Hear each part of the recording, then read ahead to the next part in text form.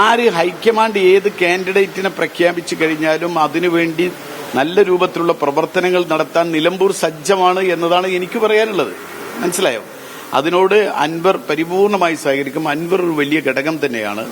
അൻവറിന്റെ ഘടകം UDF അനുകൂലമാണ്. അതുകൊണ്ട് തന്നെ അൻവറും കൂടി UDF പിന്തുണക്കുന്ന ഒരു വലിയ ഘടകമായിക്കൊണ്ട് തന്നെ മുന്നോട്ട് പോകും. ഒരു സംശയക്കാരും. തെരഞ്ഞെടുപ്പിന്റെ സ്ഥാനാർത്ഥി നിർണയത്തിലേക്ക് കടക്കുന്നതിന് തൊട്ടുമുമ്പുള്ള സന്ദർഭത്തിൽ അദ്ദേഹത്തിന് പറയാനുള്ള എന്താണെന്ന് അറിയാൻ ശ്രമിക്കുകയാണ് നമ്മൾ. ശ്രീ ഷൌക്കത്ത്, ഇനിയിപ്പോ UDF സംബന്ധിച്ച് കൂടുതൽ ഡിസ്കഷൻസിനും സമയമില്ല. ഏതാണ്ട് ഒരു തീരുമാനവും ധാരണയെത്തിയിരിക്കുന്നു. പ്രഖ്യാപനം എന്നാണ്. താങ്കൾ ഹാപ്പിയാണ്? അല്ല, ഇത് എന്റെ സന്തോഷമല്ലല്ലോ ഇവിടുത്തെ പ്രധാന ഘടകം.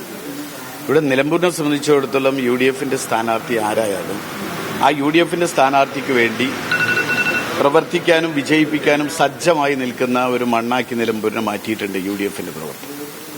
ഞങ്ങളുടെ പ്രീ ഇലക്ഷൻ ക്യാമ്പയിൻ ഒരു വലിയ ശതമാനം വളരെ ശുഭാപ്തി വിശ്വാസത്തോടുകൂടി പൂർത്തീകരിക്കാൻ UDF സാധിച്ചിട്ടുണ്ട്. കാരണം ഇവിടെ പ്രിയങ്ക ഗാന്ധിയുടെ തെരഞ്ഞെടുപ്പിന് ശേഷം ഒരു ബൈ ഇലക്ഷൻ കഴിഞ്ഞ ശേഷം അതിനു മുൻപൊക്കെ ആയിട്ട് തദ്ദേശ സ്വയംഭരണ സ്ഥാപനങ്ങളിലേക്ക് നടന്ന തെരഞ്ഞെടുപ്പുകളിൽ ഇടതുപക്ഷത്തിന് സീറ്റുകൾ പിടിച്ചെടുക്കാനും UDF സീറ്റുകൾ നിലനിർത്തിയത് തന്നെ 10, 60, 67 വോട്ടിനൊക്കെ ജയിച്ച പഞ്ചായത്തുകൾ അതല്ലെങ്കിൽ വാർഡുകൾ 300, 400 വോട്ടുകൾക്കാണ് ഭൂരിപക്ഷത്തിന് വിജയിക്കുന്നത്. ഒരു വലിയ മുന്നേറ്റം ഈ കഴിഞ്ഞ കാലത്ത് UDF നടത്താൻ വേണ്ടി സാധിച്ചിട്ടുണ്ട്. മാത്രമല്ല, സാധാരണഗതിയിൽ ഒരു തെരഞ്ഞെടുപ്പ് പ്രഖ്യാപിച്ച് സ്ഥാനാർത്ഥിയെ പ്രഖ്യാപിച്ച് അതിനുശേഷം നിയോജകമണ്ഡലം കൺവെൻഷൻ, പഞ്ചായത്ത്, അത് കഴിഞ്ഞ പഞ്ചായത്ത് കൺവെൻഷൻ, അത് കഴിഞ്ഞ് ബൂത്ത് കൺവെൻഷൻ, അത് കഴിഞ്ഞ് ബൂത്തിലെ സ്ക്വാഡ്, ബൂത്ത് കമ്മിറ്റി, ഈ പരിപാടികളൊക്കെ ഞങ്ങൾ ചെയ്തു കഴിഞ്ഞു. ഞങ്ങളെ സംബന്ധിച്ചിടത്തോളം എല്ലാ പരിപാടികളും ഞങ്ങൾ ചെയ്തു കഴിഞ്ഞു. മാത്രമല്ല, നിലമ്പൂരിൽ നിങ്ങൾക്കാണ് ചുമരെഴുത്തുകൾ പോലും ഞങ്ങളെ സംബന്ധിച്ചിടത്തോളം ഞങ്ങളത് ചെയ്തു കഴിഞ്ഞു. സ്ഥാനാർത്ഥിയുടെ പേര് മാത്രമേ ഇവിടെ എഴുതാനുള്ളൂ. അപ്പോൾ അതുകൊണ്ട് ഇവിടെ നമുക്ക് വളരെ വേഗത്തിൽ തന്നെ നിലമ്പൂരിലെ തെരഞ്ഞെടുപ്പ് പ്രവർത്തനത്തിൽ സജീവമായി മുന്നോട്ട് പോകാനുള്ള ഒരു മുന്നൊരുക്ക പ്രവർത്തനങ്ങൾ പൂർത്തിയായി കഴിഞ്ഞു. ഇപ്പോൾ സ്ഥാനാർത്ഥി ആരായിരിക്കുന്ന കാര്യത്തിൽ പോലും താങ്കളുടെ ഒരു മുഖഭാവത്തിൽ ആൻഡ് കോൺഫിഡൻസിൽ വ്യക്തമാണ്. ഓക്കെ, ഞാൻ ചോദിക്കുന്ന ഒരു കാര്യം, ഇന്നിപ്പോ നോക്കൂ, ഇവിടെ വിജയിക്കുന്നതിന് നിങ്ങളൊരു നിർണായകമായ ഫാക്ടറായി കാണുന്നത് PV അൻവറിന്റെ സാന്നിധ്യമാണ്. പ്രതിപക്ഷ നേതാവ് പറയുന്നു അദ്ദേഹമായിട്ടുള്ള സഹകരണം വളരെ പ്രധാനപ്പെട്ട ഒരു ഫാക്ടറായിരിക്കുമെന്ന്. ഇന്നിപ്പോ ആരായിരിക്കും സ്ഥാനാർത്ഥി എന്നതിന്റെ ഏതാണ്ട് സൂചനകൾ മാധ്യമങ്ങളിലൊക്കെ വന്നു കഴിഞ്ഞിട്ടുണ്ട്. താങ്കൾ ഇപ്പോൾ അത് ഒഫീഷ്യലി ഓൺ ചെയ്യുമോ ഇല്ലയോ എന്ന് എനിക്കറിയില്ല.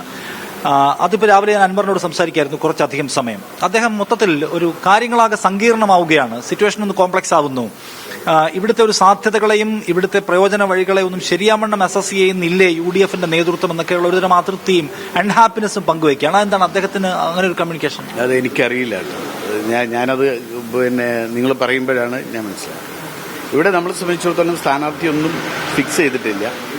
സ്ഥാനാർത്ഥിയെ തീരുമാനിക്കുന്നത് ഹൈക്കമാൻഡാണ്. ഹൈക്കമാൻഡ് തീരുമാനിക്കുന്ന സ്ഥാനാർത്ഥി, ആ സ്ഥാനാർത്ഥിക്ക് വേണ്ടി വോട്ട് ചെയ്യാനും പ്രവർത്തിക്കാനും സജ്ജമായി നിൽക്കുകയാണ് നിലമ്പൂർ. ഞങ്ങളൊക്കെ അതാണ് ഞങ്ങളെയൊക്കെ സംബന്ധിച്ചിടത്തോളം.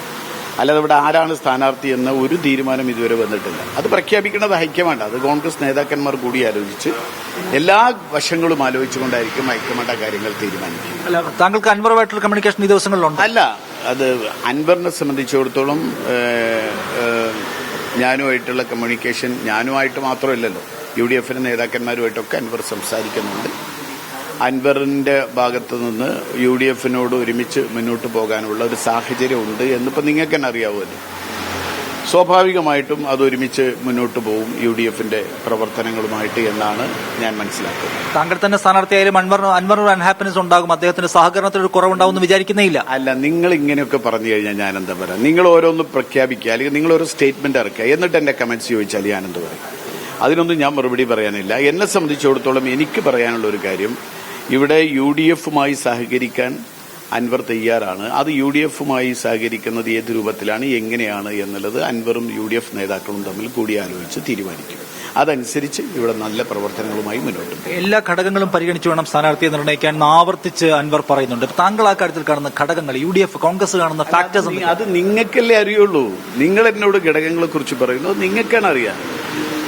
എന്നെ സംബന്ധിച്ചിടത്തോളം എനിക്ക് പറയാനുള്ളത്, ആര് ഹൈക്കമാൻഡ് ഏത് കാൻഡിഡേറ്റിനെ പ്രഖ്യാപിച്ചു കഴിഞ്ഞാലും അതിനുവേണ്ടി നല്ല രൂപത്തിലുള്ള പ്രവർത്തനങ്ങൾ നടത്താൻ നിലമ്പൂർ സജ്ജമാണ് എന്നതാണ് എനിക്ക് പറയാനുള്ളത്. മനസ്സിലായോ? അതിനോട് അൻവർ പരിപൂർണമായി സഹകരിക്കും. അൻവർ ഒരു വലിയ ഘടകം തന്നെയാണ്. അൻവറിന്റെ ഘടകം UDF അനുകൂലമാണ്. അതുകൊണ്ട് തന്നെ അൻവറും കൂടി UDF-നെ പിന്തുണക്കുന്ന ഒരു വലിയ ഘടകമായിക്കൊണ്ട് തന്നെ മുന്നോട്ട് പോകും, ഒരു സംശയക്കാരും. നിങ്ങൾ കാണുന്ന മേജർ ഫാക്ടേഴ്സ് എന്തൊക്കെയാണെന്ന് ചോദിക്കാൻ ഞാൻ ഇവിടെ. അല്ല, അത് എനിക്കറിയില്ലല്ലോ, നിങ്ങളാണല്ലോ പറഞ്ഞത്. അപ്പൊ നിങ്ങൾക്കല്ലേ എന്നെക്കാളും കൂടുതൽ അറിയാം.